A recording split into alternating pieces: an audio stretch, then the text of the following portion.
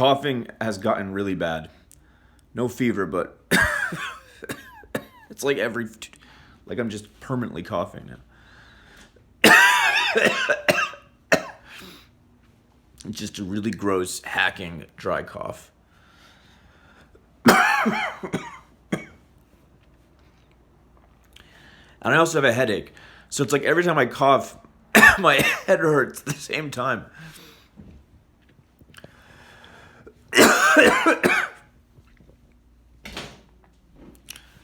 Really bad. But you know what? This is all it is at this point.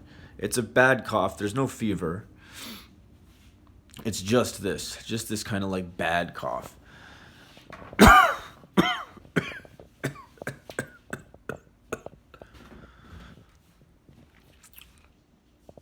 Yeah.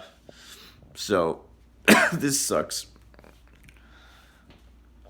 This sucks.